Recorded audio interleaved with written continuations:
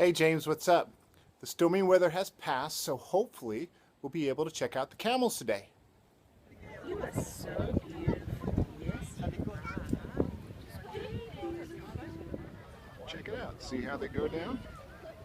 See how neat that is? Look at that. They get down on their knees. See that? Down on their knees. And then down. See this one on their knees.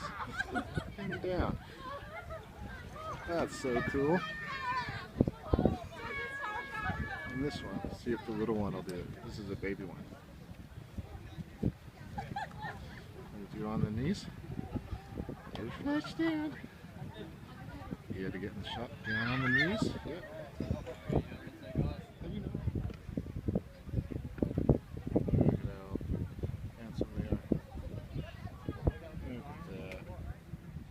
Hi, Flatsten's just come over to meet the camels, and we've just met Brian, who is the father of the camels, the keeper of the camels. Camelier, camel driver. I've called a lot of Is there a things. song, Camelier, Cameler?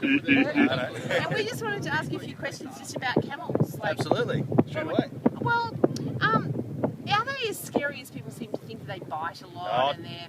Not really, mate. I think the camels are a really kind animal. The camels, they get a really bad rap. See, people think they bite and kick and they're really nasty, but that's because people don't really understand camels. You know what I mean? Yeah.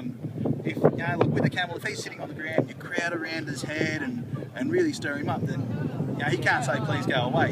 The only thing you can do is spit or bite or be a little bit nasty.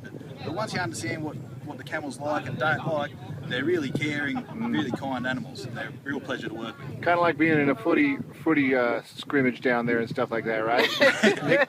So There's a bit of rough and tumble at times. Are they individual? Do they have individual personalities like horses? Absolutely. Yeah, they've all got their own characters. Are there any funny ones? Yeah, for sure. Some camels are cheeky, some camels are, Grumpy. at times, they all have their moments, but so do people, you can't hold that against them. But definitely, look, they've all got their own characters, things that make them tick, what they dislike, so you've really got to have a strong bond with your camels if you're going to work with them. Hey, I have a question. How did they come here to Australia? So, in the early pioneering days of Australia, there's so much arid desert country in Australia. Yeah. So to explore all that, there was no other animal that could really do the job. It was too hot, too dry for horses or bullock teams or donkeys. The camel was just so suited to that desert environment. So they brought the camels out from the Middle East, India, Pakistan. I think all up they ended up bringing about 40,000 camels out. Wow. So the camel was the king of the outback. Where we've got a team here of 7 camels today, you'd have teams of up to 100 camels carting stock, supplies, wool from outback sheep stations, building infrastructure. The outback Australia was built on the camel's back. Oh, amazing.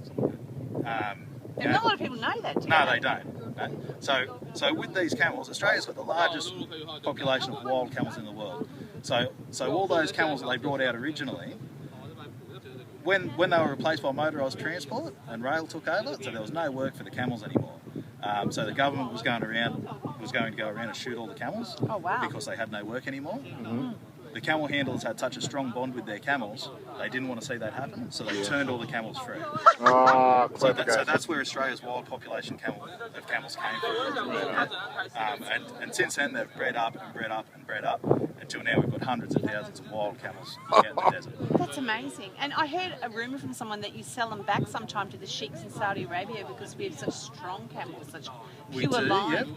Yep. So with the Australian camel, they're really strong, healthy, disease-free camels, whereas over in some of those Middle Eastern countries, they've been breeding for so long that they really need to diversify their breeding stock. Yep. So the Australian camels are perfect for that because they're beautiful, big, healthy specimens. So they can go over there and diversify their stock. That's fantastic. A lot of racing camels as well come from Australia that we send to the Middle East. Yeah, for exactly the same reason. Just beautiful, big, strong, healthy camels. That's amazing. And if someone was in America and they wanted to come over and ride a camel, how would they get in contact with you?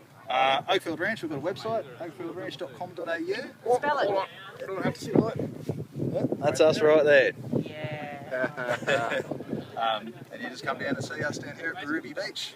Thank you so much for your time. I really appreciate it. And I'm sure all the kids in Texas are going, I want a camel to ride through the desert. Yeah. A big strong one from Australia would be good. Well, Texas is hot. I'm surprised they don't have camels in Texas and been using them, so we'll find out. Yeah. There is a few camel keepers in Texas. There you go. Maybe you kids can find out where the camel keepers in Texas are and write them a letter and go and see them and learn more about these amazing animals. There you go. All right. Well, thanks so much, Brian. No worries, guys. See you later, Texas. Hey. Look at how slow they walk. Just nice and relaxed, right? How cool is that?